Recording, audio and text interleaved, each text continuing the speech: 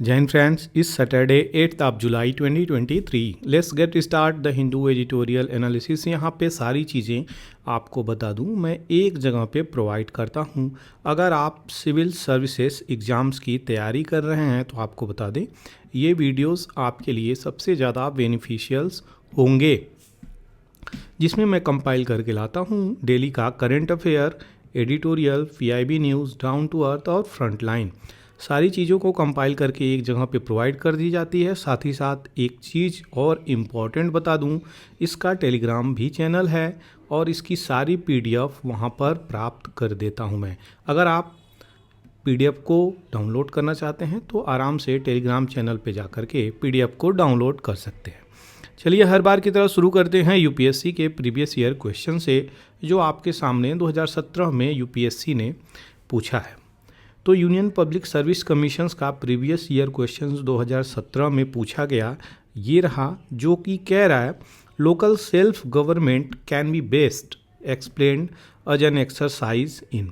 तो यहाँ पे कौन सा राइट आंसर है? ऑप्शन ए में दे रहा है फेडरलिज्म, बी में दे रहा है डेमोक्रेटिक डिसेंट्रलाइजेशन, और सी में दे रहा है एडमिनिस्ट्रेटिव डेलीगेशन, और डी में दे रहा है डायरेक्ट डेमोक्रेसी। कौन सा राइट आंसर है कमेंट सेक्शंस में ज़रूर लिखें।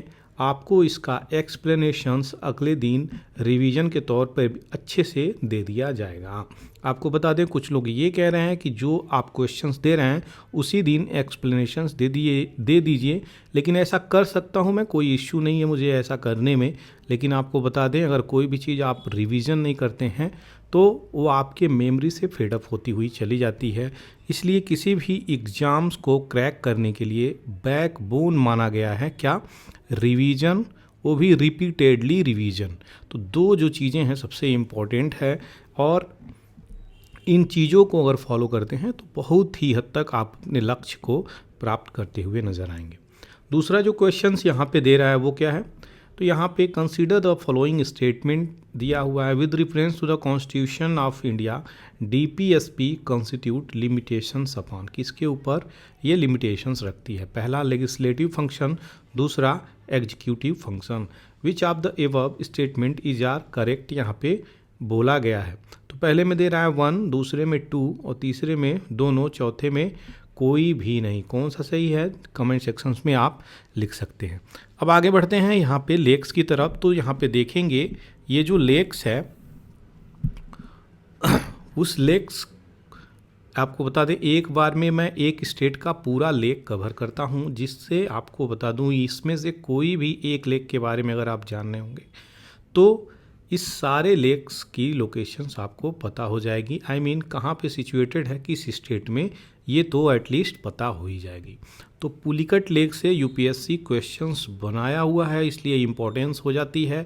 बहुत सारे पीसीएस एग्जाम्स में भी इससे क्वेश्चंस पूछे गए हैं। इसकी इम्पोर्टेंस बहुत ही यूनिक हो जाती है, और ये बहुत ही यूनिक लोकेशंस पे भी पुलिकट लेक है। Veeranam lake, Chembarambakkam lake, Avalanche lake, Kudai canal, Ukkadam, Valankulam और Kolai lake, Emerald lake, Kaliveli lake, Singanallur lake, Wellington lake, ये सारे लेक एक ही स्टेट के हैं। अगर आपको पता हो तो कमेंट सेक्शन में लिखिए, अन्यथा मैं कल इसका आंसर आपको दे दूंगा। आगे बढ़ते हैं अब पीआईबी न्यूज़ की तरफ। देखेंगे क्या पीआईबी न्यूज़ है आज का। तो उसको अगर देखा जाए तो यहाँ पे आपके PM prime minister Modi ji क्या किए हैं? 100वां साल कंप्लीट हुआ है किस चीज़ का? तो गीता प्रेस। ये कहाँ पे स्थापना है? गोरखपुर। गोरखपुर कहाँ पे है? आपके उत्तर प्रदेश में। यहाँ पे 100वां साल सेंटिनरी सेलिब्रेट किया गया है, जहाँ पे प्रधानमंत्री मोदी जी पहुँचे थे। तो ये 100वां समारोह था। गीता प्रेस गोरखपुर बहुत ही पुराना प्रिंटिंग प्रेस है ये, और ज़्यादातर रिलीजियस बुक्स वगैरह प्रिंटिंग करता है। तो ये इसकी खासियत है, याद रखिएगा। इलेक्शन कमीशन ऑफ इंडिया और इलेक्टोरल ट्राइब्यूनल ऑफ पनामा यहाँ पे मेमोरेंडम ऑफ अंडरस्टैंडिंग साइन किए हैं। ये क्या होता है? एक प्रकार सा एग्रीमेंट मान सकते हैं कि आपसी सहमति मान सकते हैं, दोनों के बीच में हुआ है क्या कि हम जो है इलेक्शन में आपको एडमिनिस्ट्रेटिव कोऑपरेशंस करने के लिए यहाँ पे मेमोरेंडम हुई है कि जो भारत का इलेक्शन कमिश्नर है कमिश्नर नहीं, कमीशन। तो जो भारत का निर्वाचन आयोग है, इलेक्शन कमीशन, वो हेल्प करता हुआ सीधे नज़र आएगा पनामा के इलेक्टोरल ट्राइब्यूनल को। तो ये चीज़ें हैं, नई क्वेश्चंस यहाँ से बन सकती है, इसलिए इसकी इम्पोर्टेंस को समझिए। दूसरी तरफ यहाँ पे मिनिस्टर ऑफ एजुकेशंस क्या डिवाइस किए हैं, क्या बनाए हुए हैं, तो ये जो इंडेक्स निकला है परफॉर्मेंस ग्रेडिंग इंडेक्स, ये जिसमें स्टेट और यूनियन टेरिटरी हैं, ये मिनिस्ट्री ऑफ एजुकेशन के द्वारा डिवाइस किया गया है, बनाया गया है, जो स्कूल एजुकेशन सिस्टम को सारी की सारी कॉम्प्रिहेंसिव एनालिसिस इंडेक्स में बताएगी। तो रिपोर्ट किसके द्वारा निकाला जाता है, क्वेश्चंस बन सकता है, जो कि इम्पोर्टेंट है, याद रखिएगा। जो कि पिछले वीडियो में अभी बोला था मैं, चंद्रयान 2, जो चंद्रयान 1, ये सारी चीज़ें मैं कवर कर दूंगा, तो इसलिए आपके सामने ले करके आ गया हूँ चंद्रयान 1। उसकी सारी डिटेलिंग देखेंगे, क्वेश्चंस जो भी होंगे किसी भी एग्जामिनेशन पर्सपेक्टिव से वो छूटेंगे नहीं। तो चंद्रयान 1 क्या है, उसकी डिटेलिंग को अगर देखा जाए तो ये भारत का पहला इंडियन लूनर प्रोब सिस्टम था, जो कि चंद्रयान प्रोग्राम के अंतर्गत इसको लाया गया था और ये लॉन्च किया गया था इसरो के द्वारा। इसरो क्या है, इंडियन स्पेस रिसर्च ऑर्गेनाइजेशन है। 22 अक्टूबर 2008 को इसको लॉन्च किया गया था और ये ऑपरेशंस में 2009 तक ही था, ऑलमोस्ट 1 साल तक ही था, उसके बाद ये चीज़ें फेल हो गई थी। तो ये चीज़ें याद रखिएगा, चंद्रयान 1 कब लॉन्च हुआ, कितने समय तक, कौन लॉन्च किया, ये चीज़ें याद रखिएगा। इसका जो मिशन था, मिशंस की बात करी जाए यहाँ पे, तो ये इंक्लूड करता है क्या, लूनर ऑर्बिट। तो यहाँ पे लूनर ऑर्बिटर था और एक इम्पैक्टर था, इसमें 2 चीज़ें इसमें लगी हुई थी, याद रखिएगा, इम्पैक्टर और ऑर्बिटर। और ये लॉन्च किया गया था स्पेस क्राफ्ट से। क्या नाम था इस रॉकेट का, तो PSLV एक्सएल रॉकेट। 22 अक्टूबर 2008 को सतीश धवन स्पेस सेंटर से आंध्र प्रदेश में ये चीज़ें लॉन्च हुई थी।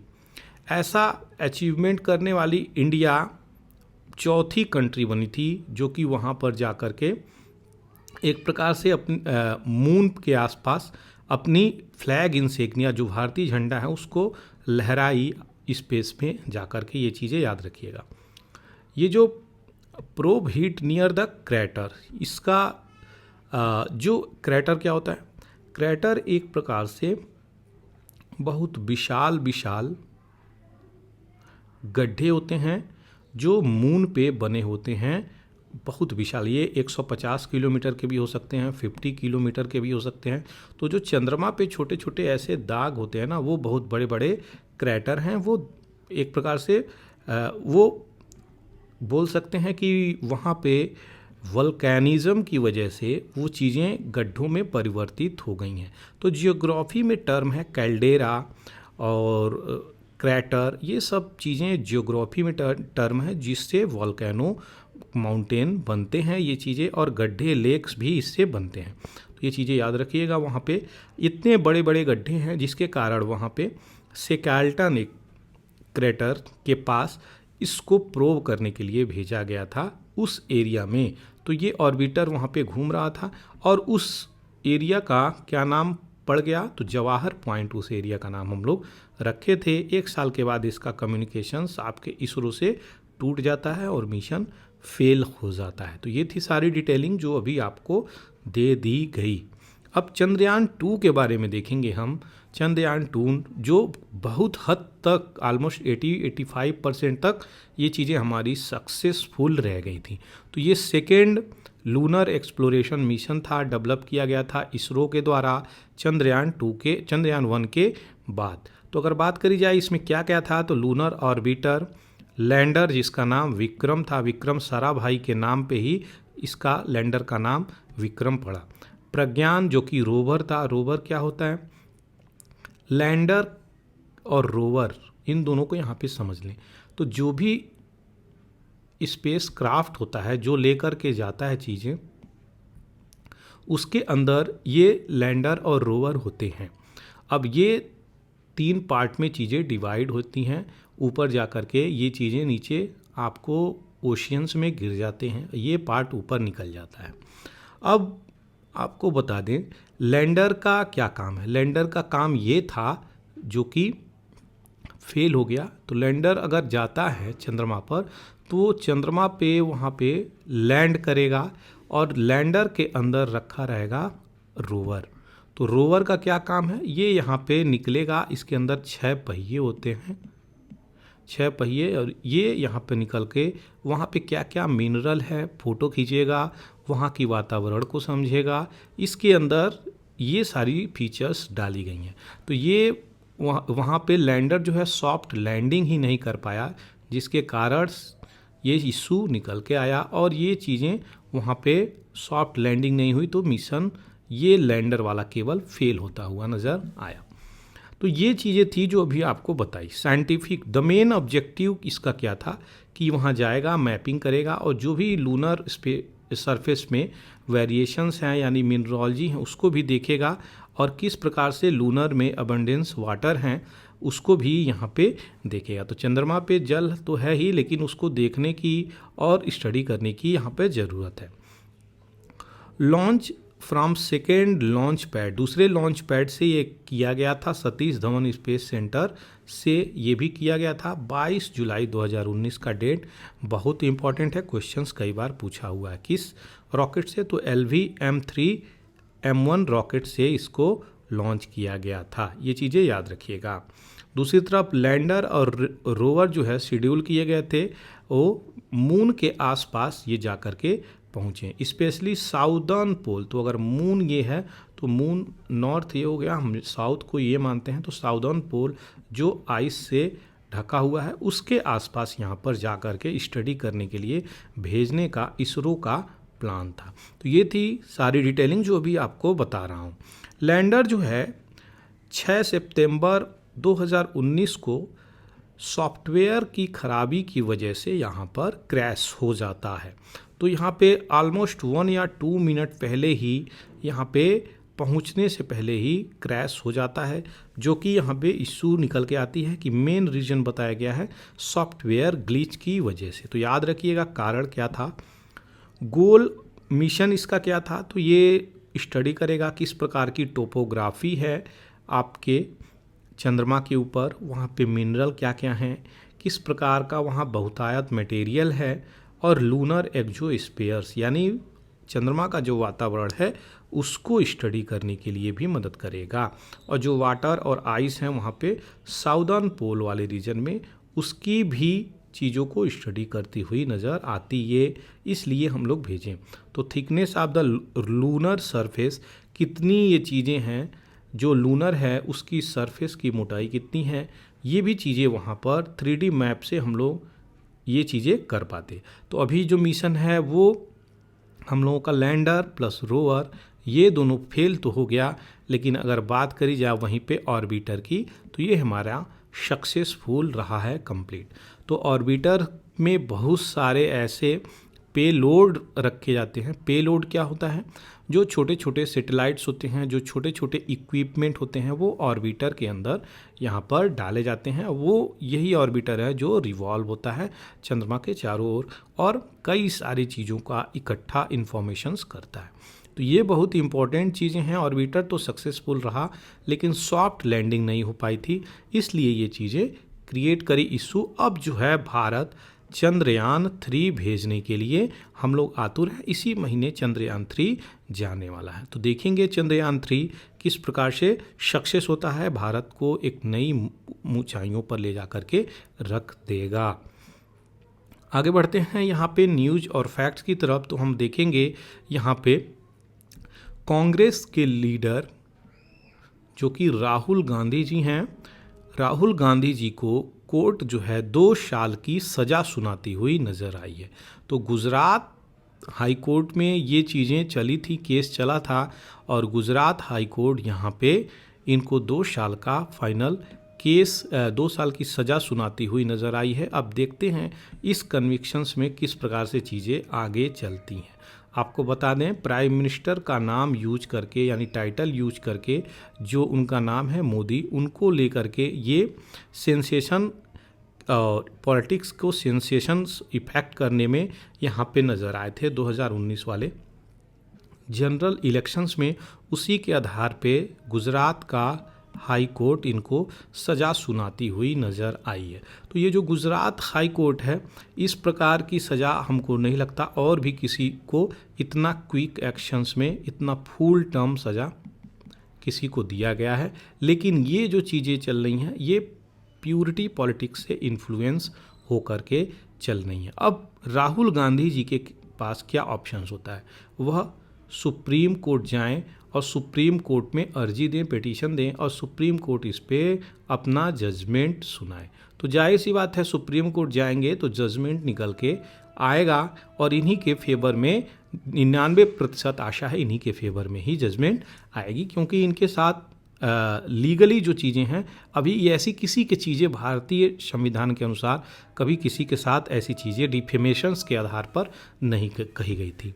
ये इलेक्शंस वाली रैली में क्या बोले थे, मोदी का नाम लेकर के बोले थे कि जितने भी मोदी हैं वो करप्शंस में इंडल्ज हैं और देश की इनकम को चुराते हुए नज़र आ रहे हैं। उसी के आधार पे गुजरात के कुछ लोग इनके ऊपर पिटीशन केस डाले हुए थे, शिव किए हुए थे, जिसके कारण इनको कोर्ट में ये प्रॉब्लम फेस करना पड़ा।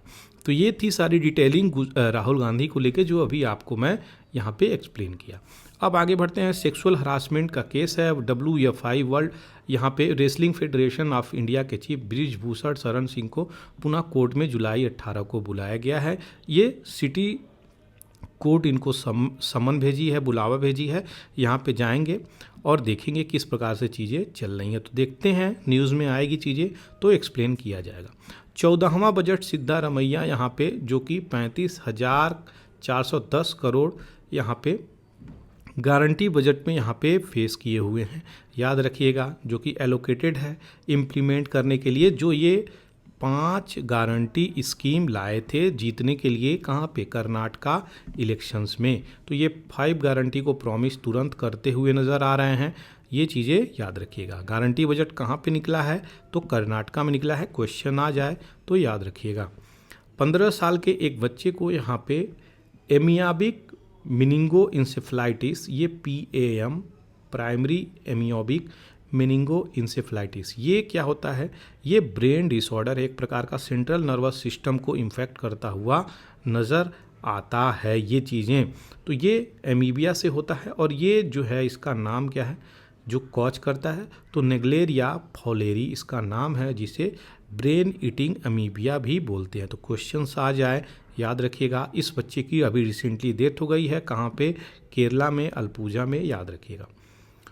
Opening day of budget session यहाँ पे त्रिपुरा में, तो त्रिपुरा असेंबली में एक बहुत ही शर्मनाक घटना घटी है, जो कि आपको मैं बता दूं। त्रिपुरा असेंबली के बजट सेशंस में यहाँ पे BJP के MLA जादव लाल क्या देख रहे थे, पॉर्न क्लिप देख रहे थे। यहाँ पे बताइए, ऐसी पवित्र जगहों पे बैठ के जहाँ पे संविधान को पालन किया जाता है, संविधान का इस्तेमाल करके लॉ फ्रेमिंग होती है और स्टेट को रन कराया जाता है, वहाँ पे बैठ के BJP के MLA Jadav Lal ji porn clip देखते हुए नज़र आए और ये पकड़े गए कैमरे में। तो ये क्या बोले कि हमको कोई लिंक भेज दिया था और उसको क्लिक करने पे ये चीज़ें चल रही थी। तो इतने लंबे समय तक देखने की क्या ज़रूरत थी ये चीज़ें तो हमको भी नहीं समझ में आ रहा है। तो ये चीज़ें थी जो अभी आपके साथ में शेयर किया। आगे बढ़ते हैं, यहाँ पे न्यूज़ और फैक्ट्स कुछ और बचे हैं। तो ट्राई जो है telecom regulatory authority of India है, इससे भी प्रश्न क्वेश्चंस स्टेट PCS में UPSC में आए हुए हैं। तो यहाँ पे फ्राइडे को ये पर्टिकुलर बैन करने की बातें बोल रहा है। क्या, व्हाट्सएप जो है यहाँ पे एक सेलेक्टिवली यहाँ पे किस प्रकार से चीज़ों को रेगुलेट किया जाता है और जो इंटरनेट शटडाउन हो तो किसी विशेष एरिया में किस प्रकार से इसको बैन कर दिया जाए, इस पे कार्य करने की बात कर रहा है टेलीकॉम। तो telecom regulatory authority of India, मान लीजिए अगर मणिपुर में वायलेंस हो रहा है तो मणिपुर के किसी और जोन में जो है किस प्रकार से हम इसको बैन कर सकते हैं, यानी ये ऑपरेट ना करे, इसी पे कार्य करने की प्रक्रिया चल रही है व्हाट्सएप से बात करके। दूसरी तरफ मैकडोनाल्ड जो बहुत ही फेमस पिज़्ज़ा, बर्गर, ये सब चीज़ें बनाती है, तो अभी टमाटर के दाम बढ़ जाने की वजह से ये अपने लिस्ट से टमाटर को हटाया हुआ है और ये भी कह रहा है कई जगहों पे 200 किलो पर केजी की टमाटर पहुंच गई है। नॉर्दर्न और नॉर्थ ईस्टर्न पार्ट में ये चीज़ें बहुत हद तक इम्पैक्ट करती हुई नज़र आ रही है। ट्राई का बात हुआ है तो हम लोग ट्राई को नहीं देखेंगे, ऐसा हो नहीं सकता क्योंकि इंपॉर्टेंट क्वेश्चंस यहाँ से बन जाते हैं। तो जल्दी से देखेंगे। ट्राई एक रेगुलेटरी बॉडी है गवर्नमेंट ऑफ इंडिया के अंदर सेक्शन 3 में, और ट्राई जो है एक्ट बनाया गया था 1997 में।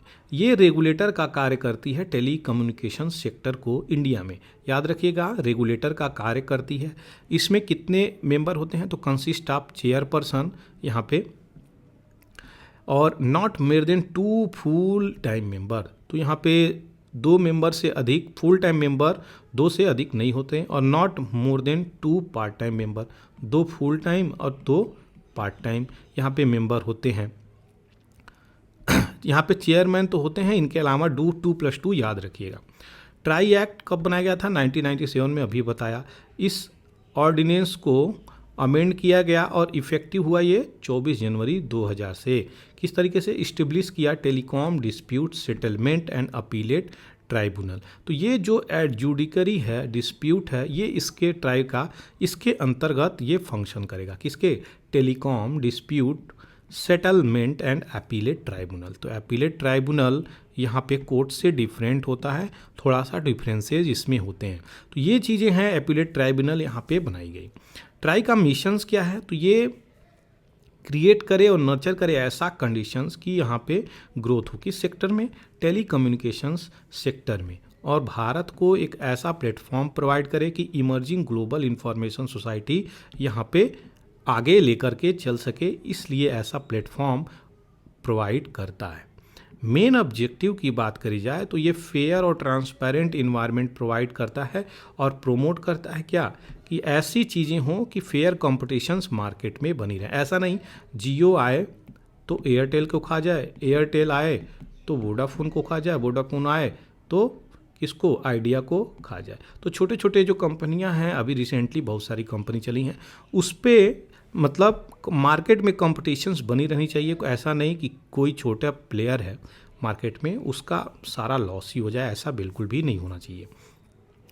ट्राई रेगुलरली इशू करता है ऑर्डर और डायरेक्शंस यहाँ पे टैरिफ को लेके, इंटरकनेक्शंस को लेके, क्वालिटी ऑफ सर्विस को लेके, डायरेक्ट टू होम सर्विसेज को लेके, और मोबाइल नंबर पोर्टेबिलिटी को लेके। फॉर्मेशंस की बात करी जाए तो 20 फरवरी 1997 को फॉर्मेशन हुआ था। हेडक्वार्टर न्यू दिल्ली में है। और दूसरी तरफ अगर बात करें तो मिनिस्ट्री ऑफ कम्युनिकेशन, यहाँ पे याद रखिएगा, इसकी क्या है? Ministry of communication central ministry है जिसके अंतर्गत ये चीज़ें आती हैं। ये रिस्पॉन्सिबल होता है क्या? टेली कम्युनिकेशंस और पोस्टल सर्विसेज के लिए, जो कि मिनिस्ट्री अभी टेली कम्युनिकेशंस आपको बताया। ये पहले किस मिनिस्ट्री के अंतर्गत था? तो ये इंफॉर्मेशन और टेक्नोलॉजी 19 जुलाई 2016 में। तो ये it was carved out of ministry of communication and information technology. तो ये कम्युनिकेशंस को अलग किया गया, पहले इंफॉर्मेशन टेक्नोलॉजी एक ही में था। कब? 2016 19 जुलाई को।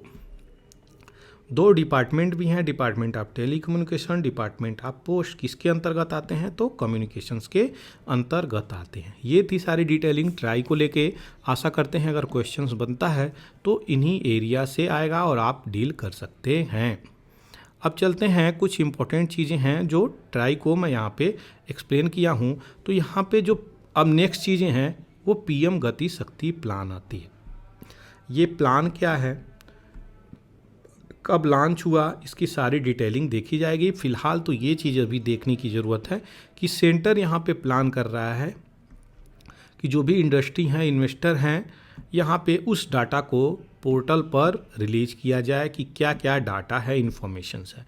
तो जो भी वेबसाइट है, पोर्टल का मतलब वेबसाइट जो भी हम लोग ओपन करते हैं www.google.com से, सर्च इंजन से जो हम ओपन करते हैं, यहाँ पे उस वेबसाइट पोर्टल की बात करी जा रही है। तो बहुत सारे multiple layer of geospatial data हैं पूरे कंट्री में, उसको पोर्टल पर डालने की बात बोली जा रही है। नेटवर्क प्लानिंग ग्रुप, यहाँ पे सारी चीज़ों को इवेल्युएट करी जाएगी यहाँ पे, और सेंट्रल इंफ्रास्ट्रक्चर प्रोजेक्ट को भी इवेल्युएट करी जाएगी। मिनिस्ट्री यहाँ पे करेंटली वर्क कर रहा है क्या? तो जो डाटा है उसको शेयर किया जाए इंडस्ट्री और इन्वेस्टर से, तभी जाकर के चीज़ें कोलाबोरेट हो पाएंगी और सही से कोऑपरेशन हो पाएगा और इन्फॉर्मेशंस भी रहना ज़रूरी है। तो ये चीज़ें हैं। अब देखेंगे हम लोग कि ये पीएम गति शक्ति प्लान ये है क्या बैकग्राउंड में जा कर के। तो चलिए देखते हैं। ये पीएम गति शक्ति रही आपकी। पीएम गति शक्ति की अगर हम बात करें यहाँ पर, तो प्राइम मिनिस्टर गति शक्ति ये जो है नेशनल मास्टर प्लान था मल्टी मॉडल कनेक्टिविटी के लिए। कोई एक चीज़ नहीं है, यहाँ पे कई चीज़ों को एक जगह पे ला करके रख दिया गया था। तो इंडिया की ये मेगा प्रोजेक्ट था, 1.2 ट्रिलियन डॉलर के आसपास यहाँ पे इन्वेस्टमेंट की बातें बोली जा रही हैं। क्या कि ये प्रोवाइड करेगा एक कॉम्पिटिटिव और मैन्युफैक्चरिंग इंडिया में, तो कॉम्पिटिटिव एडवांटेज यहाँ पे प्रोवाइड करेगा और भारत को नए ऊंचाइयों पर ले जाने के लिए लाया गया। 15 अगस्त 2021 को नरेंद्र मोदी इसको लॉन्च करते हैं कि इंडिया को ये बूस्ट करेगा, इंडियन इकोनॉमी को ग्रोथ करेगा और बूस्ट करेगा। इसका उद्देश्य की अगर हम बात करें तो ये सभी रिलेवेंट मिनिस्ट्री को, ऑल रिलेवेंट मिनिस्ट्रीज को एक जगह पर ला करके रख देता है। जो भी डिपार्टमेंट हो गवर्नमेंट को एक जगह पर ला कर रख देता है और एक डिजिटल प्लेटफॉर्म भी प्रोवाइड करता है। क्या होलिस्टिक और इंटीग्रेटेड मैनर में एक साथ जुड़ के सारी की सारी चीज़ों को कार्य करने के लिए प्रोजेक्ट ये बना दिया जाता है। दूसरी तरफ इंटर कनेक्टेड मिनिस्ट्रीज भी यहाँ पे आ जाती हैं, जैसे कि इंडियन रोडवेज और Indian railways, Indian Airways, Indian waterways. ये देखिए जल का हो गया, रोड का हो गया, रेलवे का हो गया और एयरवेज का हो गया। तो सबको जो ट्रांसपोर्टेशंस है ना सबका, वो आसानी से हो सके उसके लिए प्लान लेकर के आए हैं गति शक्ति। तो गति से मालूम होना चाहिए जो तीव्र गति से ट्रांसपोर्टेशंस होगा और कम पैसे में ट्रांसपोर्टेशंस होगा, एफोर्डेबल होगा, तब जा कर के चीज़ें यहाँ पे लोग एफोर्ड कर पाएंगे। अगर ट्रांसपोर्टेशंस ही महंगे हो गए तो लोगों को जो 1 रुपये की चीज़ें पड़ रही थी वो 2 रुपीज़ के पड़ जाएंगी, क्योंकि कानपुर से लेके अगर लखनऊ तक चीज़ें गई तो उसकी कॉस्ट भी तो बढ़ जाएगी। तो ये चीज़ें हैं जो अभी आपको बता रहा हूँ। मेन ऑब्जेक्टिव की अगर बात करें तो इसका प्लान यही है कि 5 ट्रिलियन डॉलर की इकोनॉमी को तैयार करना, जो कि यहाँ पे दिखाया गया है। और इसको लेकर के कहाँ तक जाना, 20 ट्रिलियन डॉलर इकोनॉमी 2040 तक टारगेट के रूप में यहाँ पर रखा गया है। साथ ही साथ इस प्लान के साथ ये भी बोला गया है कि इंडियन रेलवे डेवलप करेगी क्या, 400 new Vande Bharat express train 3 साल के अंदर 400। तो 400 वंदे भारत एक्सप्रेस बनाने का भी इसी के अंतर्गत प्लान चल रहा है, जो कि रिसेंटली गोरखपुर से वंदे भारत एक्सप्रेस ट्रेन अभी लॉन्च भी हुआ है। बहुत सारे जगहों पे मोदी जी जाते हैं और ट्रेन का उद्घाटन भी करते हैं। तो ये थी सारी डिटेलिंग पीएम गति शक्ति को लेके। आशा करते हैं सारी चीज़ें क्लियर हो गई होंगी। आगे बढ़ते हैं नए एडिटोरियल की तरफ। तो यहाँ पे देखेंगे ओमिनस साइन। ओमिनस का क्या होता है, मतलब इसका यही मतलब होता है कहीं ना कहीं एक प्रकार से थ्रेटेन है, कहीं ना कहीं एक प्रकार से इसमें प्रॉब्लम आ रही है। उस ऐसी साइन को जो अशुभ है, अशुभ वाली साइन ओमिनस साइन बोली जाती है। तो ये इंग्लिश है एक प्रकार का, आपका मीनिंग भी यहाँ पे आपको पता होना चाहिए। चलिए शुरू करते हैं, क्या है ये ओमिनस साइन और क्या एडिटोरियल यहाँ पे एक्सप्लेन कर रहा है। तो आपको बता दें, यहाँ पे छोटी सी चीज़ें हैं। अभी रिसेंटली लंदन के डिप्लोमेसी हेडक्वार्टर पे भारतीय, वहाँ पर जा कर के खालिस्तानियों ने प्रोटेस्ट किया, कनाडा में प्रोटेस्ट किया, बहुत सारे कंट्री में खालिस्तानियों ने जाकर प्रोटेस्ट किया। उसी के ऊपर ये चीज़ें हैं और भारत का डिप्लोमेटिक रिलेशंस किस प्रकार से इम्पैक्ट होता चल रहा है उसको हम लोग यहाँ पर देखेंगे। तो जो प्लान्ड वे में रैली कर रहे हैं प्रो खालिस्तानी, अच्छा ये खालिस्तानी लोग कहाँ पे हैं तो आपको बता दें, खालिस्तानी भारत का जो पार्ट है मेनलैंड, उसका जो लाहौर वाला सेशंस है और उसके ऊपर, तो उस जोन को लेकर के ये खालिस्तानी प्रोविंस की भी डिमांड करते हैं और खालिस्तान एक प्रकार से अलग देश का निर्माण भी करना चाहते हैं। तो ये सेपरेटिस्ट ग्रुप हैं जो यूएसए में, यूके में, कनाडा में, ऑस्ट्रेलिया में यहाँ पे भी रैली करते हुए नज़र आए। तो पता नहीं क्यों ये कंट्री यहाँ पे अलाउ करी है इन लोगों को, जो समझ से परे है। तो इंडिया की डिप्लोमेटिक मिशंस, डिप्लोमेट यहाँ पे भारत सरकार यहाँ पे कदम स्ट्रांगली ले रही है किस प्रकार से इनको डील किया जाए, क्योंकि ये सिक्योरिटी और विजिलेंस के दायरे में चीज़ें आ जाती हैं। जब भी भारत के खिलाफ कोई इस प्रकार से चीज़ें करेगा, एक्शन लेगा, रैली निकालेगा, प्रो खालिस्तानी वाली सपोर्ट दिखाएगा, तो यहाँ पे इंडियन गवर्नमेंट एक्शन लेती हुई नज़र आती है। भारत के NSC national security adviser Ajit Doval साहब यहाँ पे ब्रिटिश के जो इनके काउंटर पार्ट हैं, ब्रिटिश के काउंटर पार्ट का क्या मतलब, यहाँ पे सिक्योरिटी एडवाइज़र ऑफ ब्रिटिश, तो उनसे यहाँ पे बातें चीतें चल रही हैं कि किस प्रकार से ये चीज़ें क्यों हो रही हैं, क्या कारण है, किस प्रकार से रेगुलेट और कंट्रोल किया जाए इसको। तो मिनिस्ट्री ऑफ एक्सटर्नल अफेयर भी यहाँ पे बहुत सारे इशू को डील करती हुई नज़र आई, क्योंकि इसकी प्राइमरी यहाँ पे अकाउंटेबिलिटी बन जाती है कि ये डील करे कंट्री से। तो यहाँ पे क्या ये प्रोटेस्ट कर रहे थे, तो किल इंडिया और खालिस्तान की फ्रीडम की रैली में स्लोगन दे रहे थे।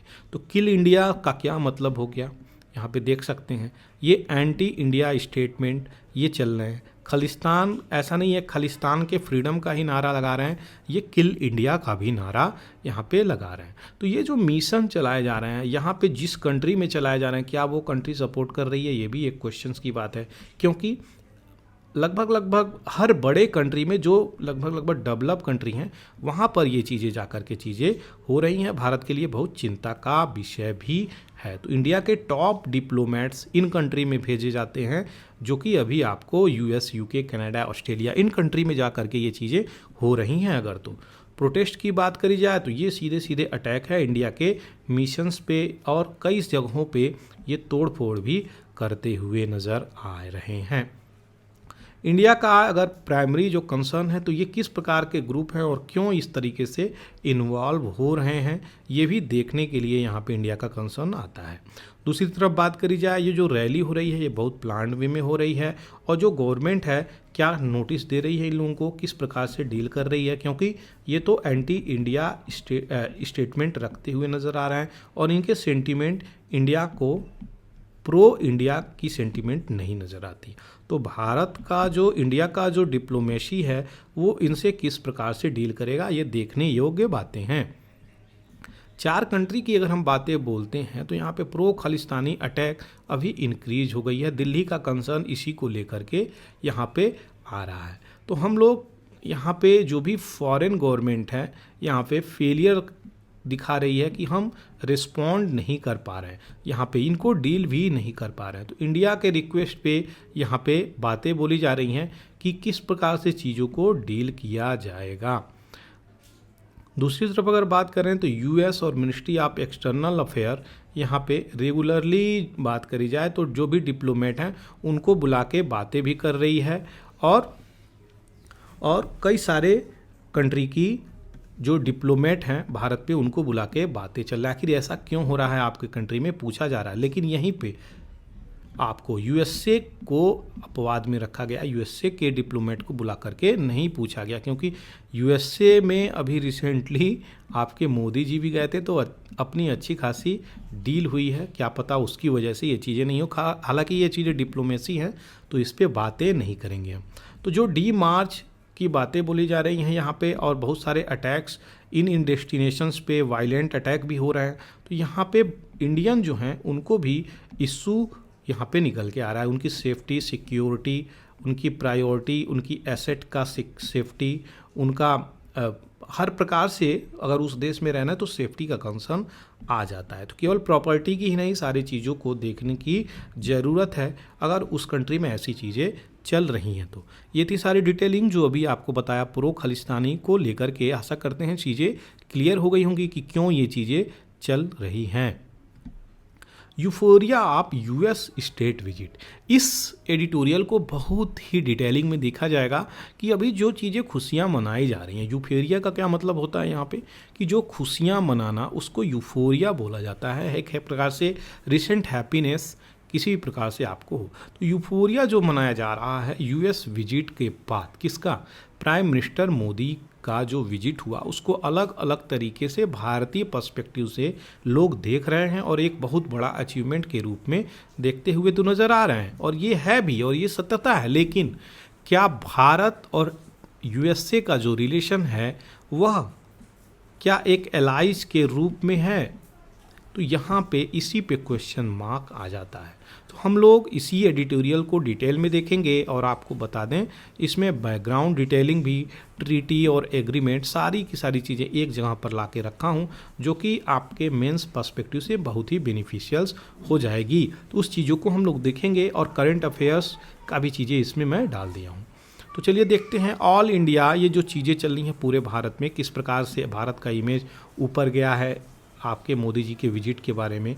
तो ये लंबे समय से ये चीज़ें चल रही हैं। इंडिया यूएस का रिलेशन बहुत पुराने समय से यहाँ पे जो चीज़ें चल रहा है इसमें कोई दो राय नहीं है। अभी जो रिसेंटली मोदी जी विजिट किए हैं यूएसए में, तो ये एक अलग प्रकार का विजिट है।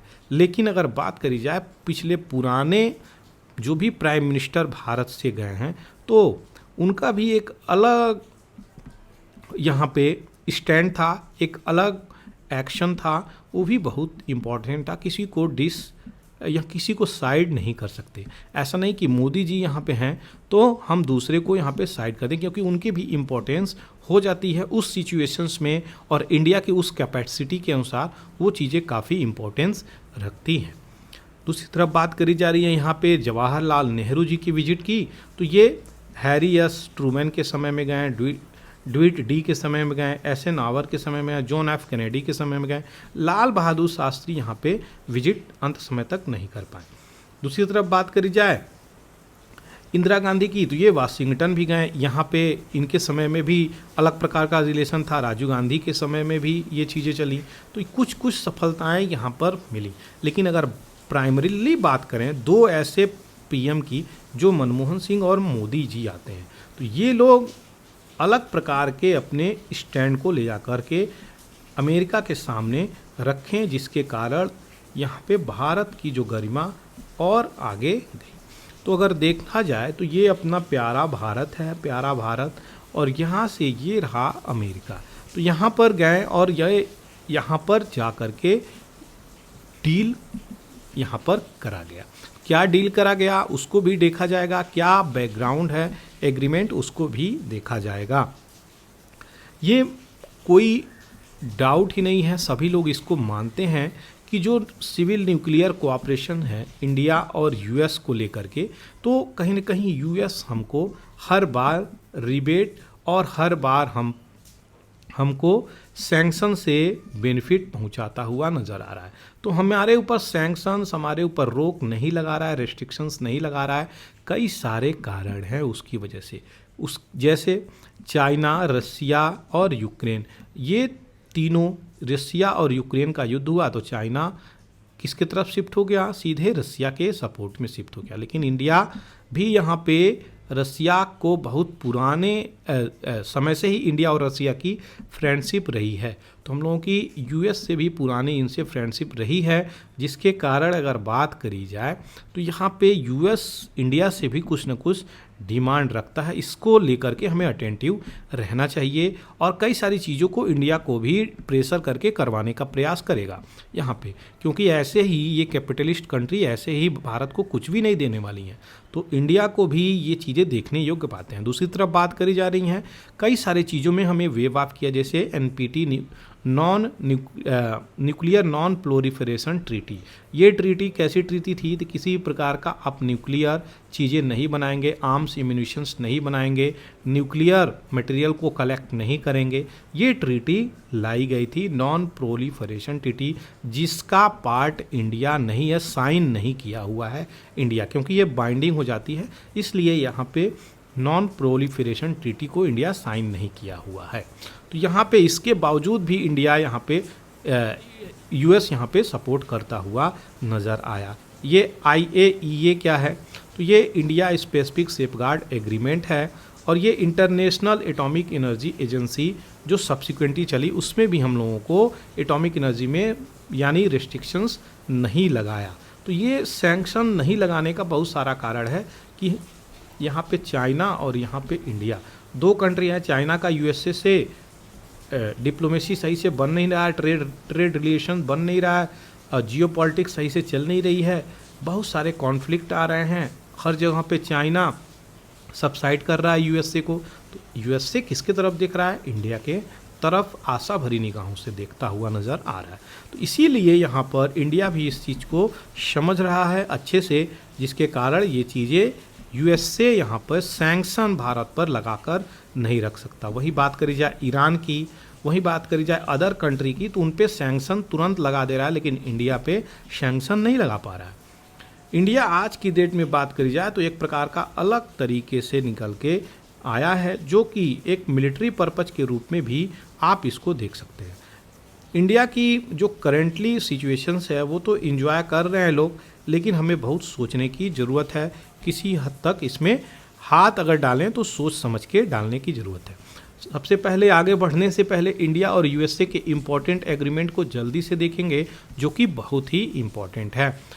जो फर्स्ट 4 एग्रीमेंट है, general security of military information agreement, जिसे जो सोमिया बोला जाता है, 2002 में ये एग्रीमेंट होता है। किस प्रकार के कि शेयर करेंगे मिलिट्री इंटेलिजेंस दोनों कंट्री के बीच में।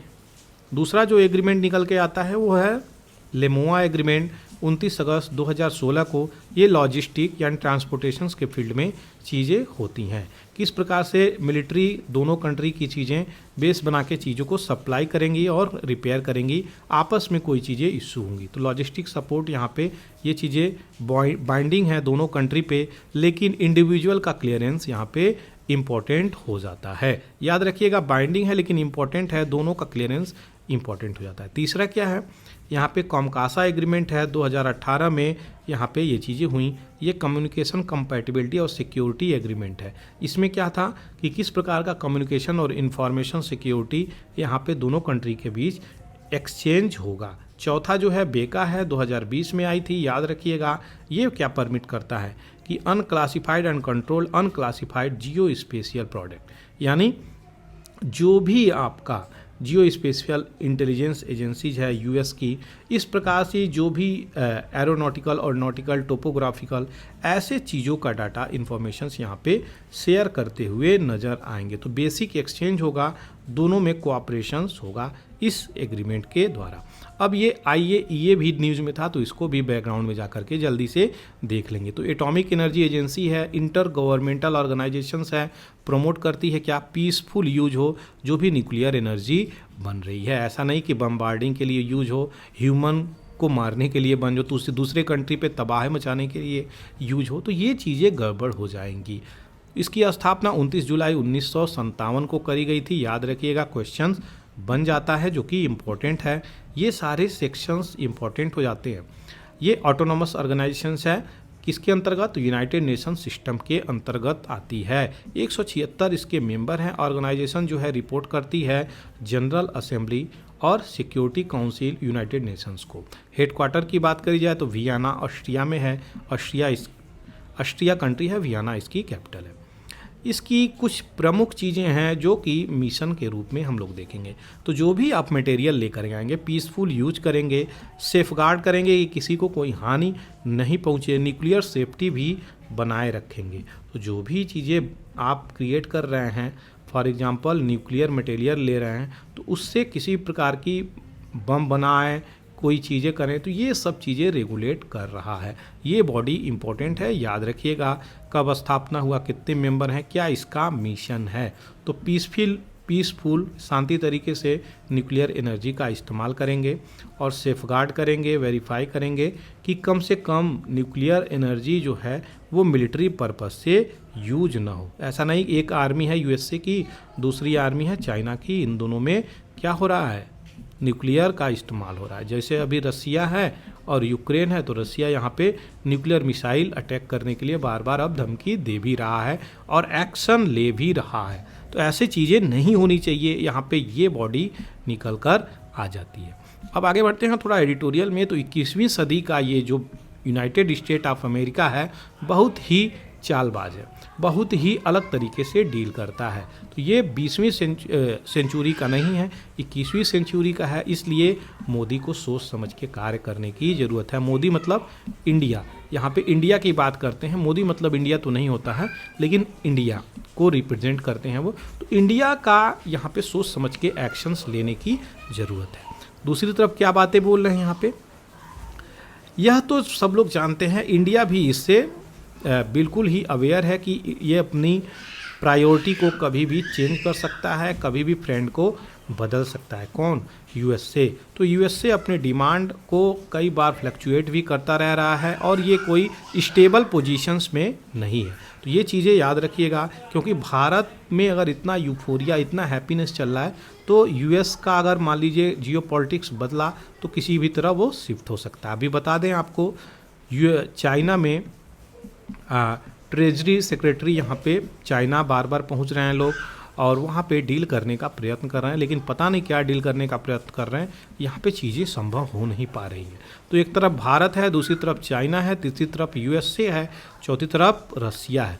तो ये जो क्वाड्रिलेटरल चीज़ें हैं, यहाँ पे बैलेंस करने के लिए चीज़ें आ रही हैं, पावर बैलेंस होना चाहिए, जिसके कारण अभी इश्यू निकल के आ रहा है, क्योंकि रसिया यूएसए में चल रहा है, इंडिया चाइना में चल रहा है। तो फ्रेंड एक अपोजिशंस वाले के बनते हुए नज़र आ रहे हैं, जो कि अभी का डिमांड है जियोपॉलिटिक्स में।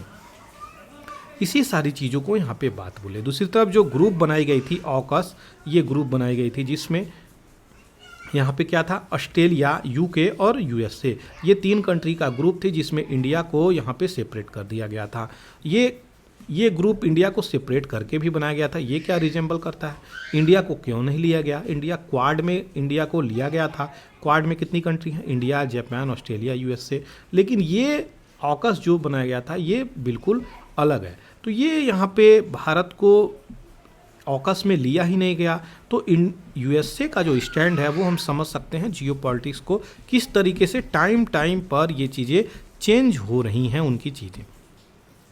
इंडिया के पास पोटेंशियल भी बहुत है, ये सारी चीज़ों को ब्रीच कर सकता है। जो कॉन्फ्लिक्ट हो रही हैं इंडो पैसिफिक चीज़ों में, ये सही कर सकता है। यूरोप और वेस्ट एशिया में ये अपना प्रभुत्व अवेलेबिलिटी दिखा सकता है इंडिया, क्योंकि इंडिया जो है अभी तीव्र गति से आगे बढ़ता हुआ कंट्री नज़र आ रहा है और यूएस इसी के फील्ड में अपना हाथ भी इस्तेमाल कर रहा है कि किस हिसाब से इंडिया का इस्तेमाल किया जाए ताकि एशिया को डील कर सके। तो यहाँ पे बहुत ही अटेंटिव होके कार्य करने की ज़रूरत है। ऐसा नहीं है हम इंडिया हैं और यूएसए के कहने पे कोई कार्य कर दे, तो इंडिया ऐसा बिल्कुल भी नहीं करेगी।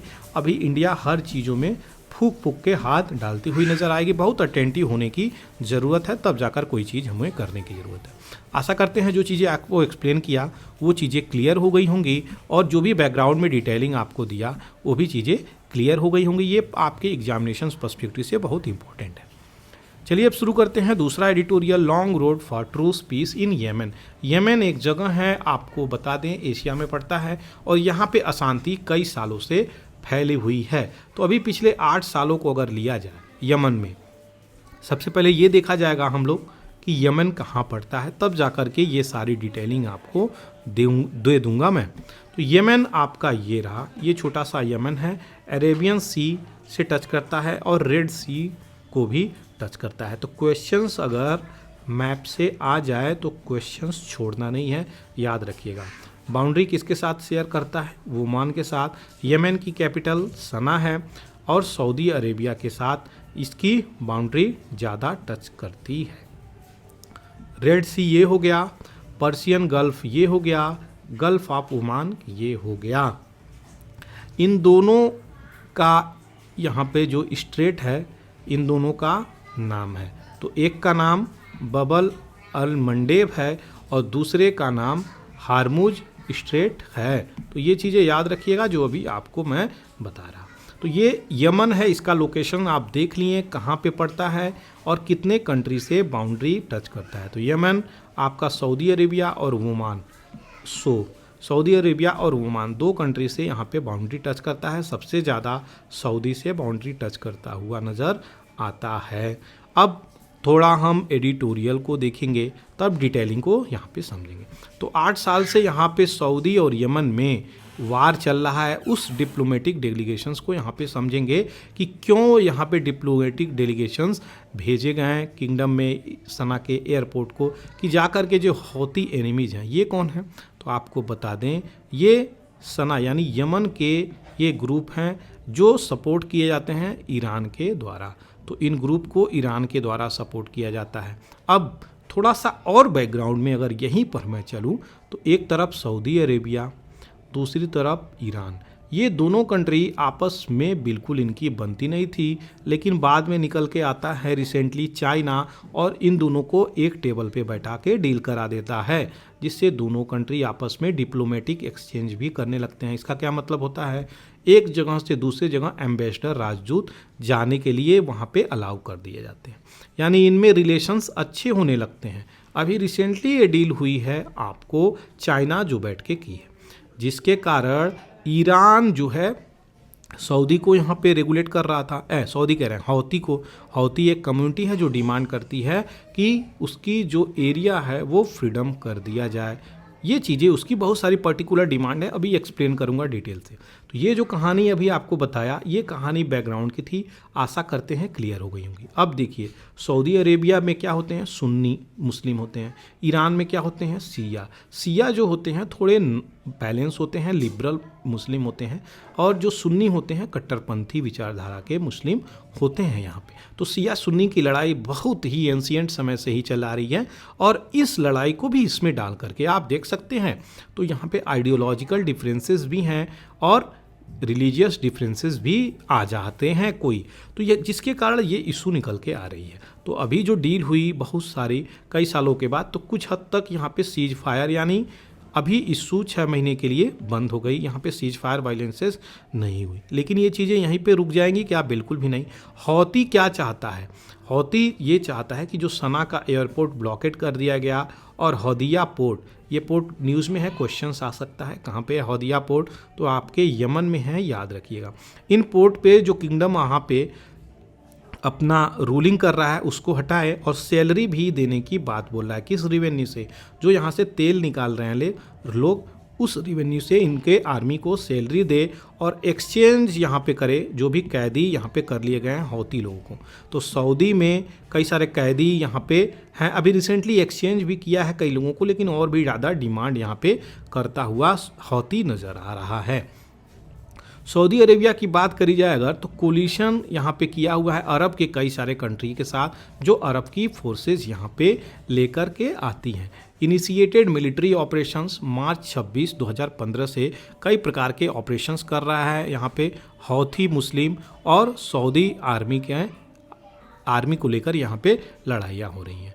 तो हौथी और शिया मिलिटिया जो रिप्रेजेंट कर रहे हैं मार्जिनलाइज जैदी कम्युनिटी। तो ये जो जैदी कम्युनिटी है ये भी इंपॉर्टेंट है, नाम याद रखिएगा, इसका इस्तेमाल करेंगे तो मार्क्स अच्छे आएंगे, क्योंकि क्वेश्चंस यहाँ से बन सकते हैं ये कम्युनिटी कहाँ की है। तो जैदी कम्युनिटी अलाइंड है किसके साथ, ईरान के साथ, जो कि पहले ही आपको एक्सप्लेन कर दिया यमन में। तो यहाँ पे इन दोनों ग्रुप के अंदर बहुत सारी आपस में मतभेद हैं, जिसके कारण ये इशू चल रही हैं। बॉर्डर की बात करी जाए, कंट्री सऊदी और इसकी यमन की, तो 1400 किलोमीटर की लंबी बॉर्डर भी तय करती हैं। तो इसको 1400 किलोमीटर लंबे बॉर्डर पे आप यहाँ पे इसको रेगुलेट नहीं कर सकते, इतनी लंबी बॉर्डर है ये, यहाँ पे हर जगह पे आप कैसे रेगुलेट करेंगे। तो ये चीज़ें हैं जो भी इशू है, और इसी का ये कॉन्फ्लिक्ट निकल के आ रही हैं। हौती यहाँ पे कंट्रोल करती है कैपिटल को, कैपिटल क्या है यमन की, सना, SANA, याद रखिएगा। रोबोट में जो पिक्चर है रोबोट, तो ऐश्वर्या राय का क्या नाम रहता है, सना, याद रखिएगा इससे। दूसरी तरफ बात करी जाए अगर, प्रिंसिपल पोर्ट जो हुदई है इसको भी ये कंट्रोल में की हुई है हौदी। तो ये कॉन्फ्लिक्ट चलता हुआ नज़र आ रहा है हुदई और कौन सी, तो जो सऊदी अरब की आर्मी है वहाँ पे फाइट होती हुई नज़र आती है। कोलिशन की बात करी जाए यहाँ पे, तो यहाँ पे सी और स्काई को लेके बहुत सारे इशू हैं। तो सी का क्या मतलब होता है, तो जो सी है आपको सऊदी अरेबिया का कोई भी ऑयल रिजर्व या पाइप अगर इस तरीके से एशिया कंट्री में आएगी तो कैसे होके आएगी, ये भी एक इशू निकल के आ रहा है। तो यहाँ पे ईजिली यहाँ से तुरंत ये जो गैस पाइपलाइन है, ऑयल पाइपलाइन है, तुरंत जा सकती हैं, लेकिन अगर सऊदी को इधर से अगर जानी हो तो इस एरिया से कैसे लेकर के जाएंगे, यहाँ पे एक कॉन्फ्लिक्ट ये भी है इनका। दूसरी तरफ बात करी जा रही है, अगर अभी तक डेथ की हम रिकॉर्ड देखें तो 4 लाख के आसपास लोगों की डेथ हो गई है, जिसमें लगभग 1 लाख बच्चे यहाँ पे डेथ हो गए हैं। यमन में बहुत ही बुरा हाल है, लोग भूख से मर रहे हैं, हर प्रकार की सुविधाओं को वहाँ पे रद्द कर दिया गया है। तो 80% of the people, humanitarian crisis, मानव के आधार पे अगर बात करी जाए तो वहाँ पे क्राइसिस चल रही है। तो अभी अगर बात करी जाए सऊदी ईरान का जो एकॉर्ड हुआ, जो अभी बताया, जो चाइना यहाँ पे हेल्प किया, तो यहाँ पे कुछ न कुछ आशा की किरण, रे ऑफ होप दिख रहे हैं, जिसके कारण यहाँ पे कहा जा सकता है कि ये कर्टेल करेंगे अपने अपने मिलिट्री और हौती को। ये इशू निकल के आ रही हैं। तो सारी डिटेलिंग को जो अभी बताया आप देख सकते हैं किस प्रकार से ये ग्रुप जो है वेरी हाई है, 40%। तो आप देख सकते हैं यमन का ग्रुप यहाँ पे 40% हौती कम्युनिटी के अंतर्गत आता है, जहाँ पे ये इशू निकल के आ जाती हैं यमन और सऊदी अरेबिया के अंदर। तो ये थी सारी डिटेलिंग जो अभी आपको मैं बताया। हौती कम्युनिटी और यहाँ पे हादी गवर्नमेंट, अलकायदा का भी प्रेजर्वेंस है, और ऑयल फील्ड की बात करी जाए तो ये देख सकते हैं ऑयल फील्ड कैसे यहाँ पे इस ओशियंस में आएगा, तो अरेबियन सी में कैसे किस प्रकार से आएगा, इशू निकल के आ रहा है। तो ये सारी डिटेलिंग आपको यहाँ पर उसी की मैं दे रहा हूँ। आगे बढ़ते हैं। चैलेंजेज की अगर बात करी जाए तो बहुत सारे चैलेंजेज हैं, पीस प्रोसेस इतनी आसानी से होने वाले नहीं है। हौती को अगर डिमांड की बात करी जाए तो सैलरी का डिमांड करते हैं, सारे ऑफिशियल्स को दिया जाए और आर्म फोर्सेस पर्सनल को भी ये चीज़ें दिया जाए। किस रिवेन्यू से? जो यमन की तेल की रिवेन्यू निकल के आ रही है वहाँ पे ये डिमांड कर रहे हैं। कंपनसेशंस की भी बात कर रहे हैं, जो भी आज तक आप लोग डिजास्टर फैलाएं या इतने लोगों को मारे सबको कंपनसेशन दे, तो ये इतने पैसे कहाँ पे आएंगे, ये भी इशू निकल के आ रही हैं। हौती की बात करी जाए तो ये इच्छुक अपना विश नहीं दर्शाता है, यानी ये एक्सेप्टेबल नहीं है, ये नहीं मानता है इस चीज़ को कि जो 8 member Saudi supported presidential leadership council है, PLC जिसको बोलते हैं, इन पे ये विश्वास नहीं करता है, क्योंकि ये सऊदी के द्वारा ऑपरेटेड है, इसलिए इशू निकल के आती है। क्रूशियल पॉइंट क्या है यहाँ पे? तो यमन की जो बातें अगर बोली जाए, यमन हौती, तो यहाँ पे हौती लोग तो अपने वार को ज़्यादा से ज़्यादा जीत चुके हैं। आप देख सकते हैं कितना कैप्चर एरिया किए हुए हैं, तो यहाँ पे क्यों जा कर के ये कॉम्प्रोमाइज़ करेगा हौती? यहाँ पे ये भी सोचने योग्य बातें हैं। जबकि अभी जो सिचुएशंस है, ईरान और सऊदी में डील करा दिया है चाइना, तो ये लंबे समय तक इस तरीके से सिचुएशंस नहीं रहेगी, खास करके इस बेल्ट की अगर बात करी जाए। सऊदी का इन्वॉल्वमेंट यमन में कम होता हुआ नज़र आ रहा है। PLC जो अभी बताया, प्रेसिडेंशियल लीडरशिप काउंसिल, सऊदी के द्वारा जो सपोर्ट किया जाता है, यहाँ पे ये अभी इन्वॉल्वमेंट कम होता हुआ नज़र आ रहा है। दूसरी तरफ जो साउदर्न ट्रांजिशनल काउंसिल है, एक UAE, यूनाइटेड अरब अमीरात, इस मूवमेंट को बैकिंग देता है। तो ये STC भी एक ग्रुप है जिसके हिसाब से एडन और यहाँ पे अपना आधार मान के एडन और साउदर्न प्रोविंस, इन सब में कॉन्स्टिट्यूट करने की तैयारी करता है। क्या कि people democratic Republic of Yemen. तो यहाँ पे अलग प्रकार से यमन की पहचान बनाता है। साथ ही साथ 67 से लेकर 90 तक बात करी जाए तो इंडिपेंडेंट स्टेट के रूप में पुनः यहाँ पे चीज़ें हुई थी। तो ये न्यू एंटिटी के रूप में UAE इसको पहचान हर बार देता रहता है। वो क्या है? अरब साउदर्न स्टेट, दूसरा जो नाम है अरब हदारमौत स्टेट, ये दोनों नाम UAE का दिया हुआ है, जो कि इशू क्रिएट कर देता है। UAE की बात करें तो ये इंपॉर्टेंट रोल प्ले करता है, ये कंट्रोल करता है पोर्ट साउथ यमन में, इरिट्रिया के पोर्ट और सोमालीलैंड में, और आइलैंड ऑफ स्कोट्रा, जो कि क्वेश्चंस यहाँ से भी आए हुए हैं, याद रखिएगा। Gulf of Aden, Perim Island, Mouth of Bab एंड मंडेब। तो ये जो चीज़ें हैं यहाँ से क्वेश्चंस कई बार आए हैं, इन पे UAE का यहाँ पे कंट्रोल है। तो जियो पॉलिटिक्स और commercial positions, western Indian oceans, जो कि अभी बताया कि किस प्रकार से अगर सऊदी चाहेगा तो वेस्टर्न एशियंस पे कैसे आएगा अगर वहाँ पे हौती कम्युनिटी रोक देगी। पाइपलाइन लगाया और हौती कम्युनिटी तोड़ दी तो कितना बिलियन का नुकसान होगा। ये भी सारी चीज़ें हैं जो कि निकल के आ रही हैं। Oil pipeline Saudi Arabia Indian oceans में, ये इशू आपको बता ही दिया। अभी रिसेंटली जो मित्रता बढ़ी है सऊदी ईरान में, ये लंबे समय तक कैसे चलेगी? रेड सी का भी इशू निकल के आ रहा है, और यहाँ पे इन रिलेशंस को किस प्रकार से आगे बढ़ाएंगे, ये ईरान एंड सऊदी के ऊपर डिपेंड करता है, क्योंकि चाइना तो अभी मध्यस्थता यहाँ पे कर चुका है, लेकिन ये लंबे समय तक चीज़ें इस प्रकार से चलेंगी, तब जाकर के वहाँ पे ह्यूमैनिटेरियन असिस्टेंस यहाँ पे वर्ल्ड भेज पाएगा। नहीं तो यहाँ पे जो युद्ध चली हैं उससे मानव का विनाश ही हुआ है, वहाँ से लोग छोड़कर भगे ही हैं।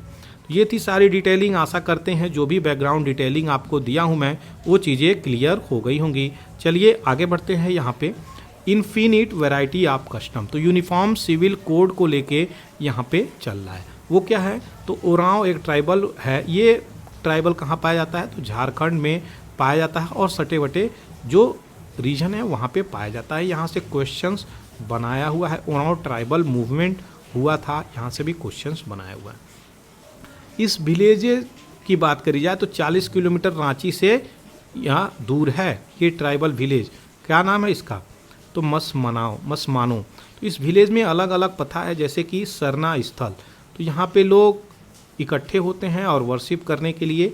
और एक विलेजर को यहाँ पे एक मैन वुमेन चाइल्ड किसी को यहाँ पे चूज किया जाता है और रैंडमली आंख बंद करके चूज किया जाता है और उसके हाथ में एक कटोरा चावल का बांधा जाता है, जिसके कारण वो इधर उधर घूमता है और जिसके घर पर जाकर के रुकता है उसको हेड चुना जाता है। तो ये जो प्रथा है ना, कस्टम, ट्राइबल कस्टम, यहाँ पे इस कस्टम को इम्पैक्ट करता हुआ आपका यूनिफॉर्म सिविल कोड नज़र आ रहा है। अगर एक प्रकार से चीज़ें यहाँ पर ला करके रख दी, यूनिफॉर्म का क्या मतलब होता है, सबके लिए सामान। यूनिफॉर्म सिविल का क्या मतलब होता है, नागरिक। कोड का क्या मतलब, जो भी नियम ला रहे हैं आप। तो अगर सबके लिए एक समान का चीज़ें लेकर के आ रहे हैं तो भारत में इनफाइनाइट वैरायटी है, विभिन्नताएं बहुत हैं, तो कैसे डील होगी, यहाँ पे वही सारी बातें बोली जा रही हैं। तो ये चीज़ें हैं। मुंडा भी कुछ इसी प्रकार से है। तो ये ट्राइबल हैं जो झारखंड के हैं, यहाँ पे इशू निकल के आ रहे हैं। दूसरी तरफ बात करी जाए इम्पोर्टेंट एक्ट की, तो panchayat extension schedule area act, जो पेशा एक्ट 1996 में पूछा गया है क्वेश्चन, याद रखिएगा ये। तो पेशा एक्ट आया था, ये इनको अधिकार देता है कि अपनी कस्टमरी राइट को आप यहाँ पे एग्जीक्यूट करें, उसका इस्तेमाल करें। ये इनको land related family marriage in सब में अधिकार देता है। पेशा एक्ट कब आया था, 1996 में, ये याद रखिएगा। दूसरी तरफ क्या बातें बोली जा रही हैं, जो भी यूनिफॉर्म सिविल कोड है, यह जो है आदिवासी समन्वय समिति के द्वारा इस पे नाराज़गी भी जाहिर करी गई है। सिविल सोसाइटी भी बहुत सारे ट्राइबल राइट्स को लेके क्वेश्चंस उठा रही है। बहुत सारे स्टेट भी इस पे क्वेश्चंस उठा रहे हैं। जैसे कि अगर बात करी जाए, अभी रिसेंटली बहुत तीव्र गति से प्रोटेस्ट यूसीसी को लेके शुरू हो गया है। तो जैसे Nagaland, Meghalaya, Mizoram, in tribal state में जो भी बॉडीज़ हैं, इनको बोल रही हैं यूसीसी लाना ही ये संविधान के खिलाफ है। आर्टिकल 378 जो कि आपको स्पेशल प्रोविज़न मेंशन है, कुछ पर्टिकुलर यहाँ पे स्टेट हैं उनको स्पेशल प्रोविज़न देता है, स्पेशल प्रोटेक्शंस देता है। जैसे कि नागालैंड हो गए आर्टिकल 371 के अंतर्गत, 371 जी के अंतर्गत मिजोरम आ गए। ये कॉन्स्टिट्यूशन ऑफ इंडिया में स्पेशल प्रोविज़न मेंशन है स्पेशली। तो आप क्या यूनिफॉर्म सिविल कोड ला करके आप किस प्रकार से इन चीज़ों को रखना चाहते हैं। तो यूसीसी फंडामेंटल राइट्स पे भी हनन हो रहा है।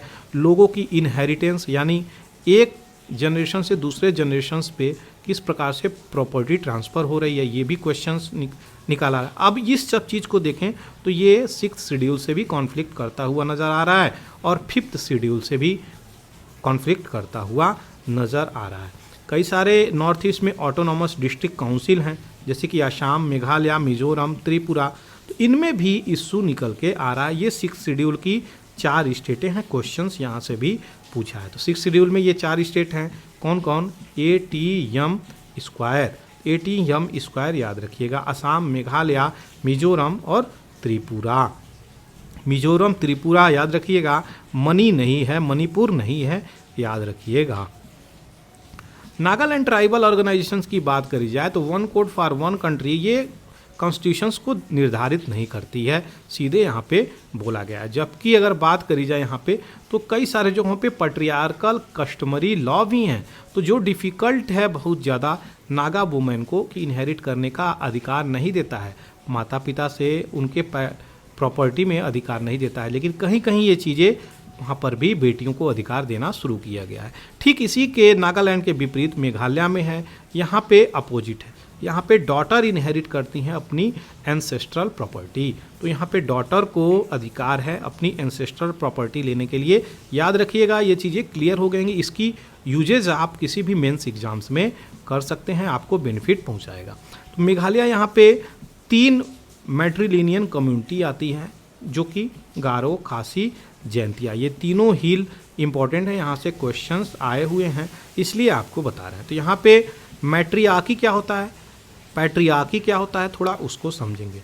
अगर पैट्रियार्की की बात करी जाए तो जो मेल होते हैं वह अपने घर को चलाते हैं, इसको पितृसत्तात्मक हिंदी में बोला जाता है। यानी जो पुरुष प्रधान होता है वही यहाँ पे डिसीजन लेगा, उसी का पालन होगा, उसी के अनुसार ज़्यादातर घर की सारी रूल्स रेगुलेशंस बनती हैं। लेकिन वहीं पे अगर मैट्रियार्की की बात करी जाए तो फीमेल यहाँ डोमिनेट करती हैं, इनके अनुसार चीज़ें चलती हैं और जो प्रॉपर्टी एसेट होती हैं इनके अंतर्गत होती हैं। तो ये थी सारी डिटेलिंग जो भी आपको एक्सप्लेन करके मैं बताया।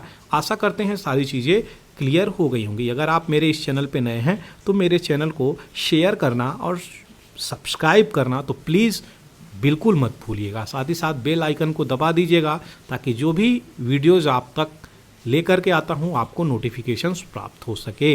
अगर आपको PDF चाहिए तो आप टेलीग्राम चैनल पर जाकर के जुड़ सकते हैं, वहाँ पे इसकी सारी PDF दे दी जाती है। Thank you for watching the Hindu editorial analysis bye पूरा एकेडमी। जय हिंद, जय भारत।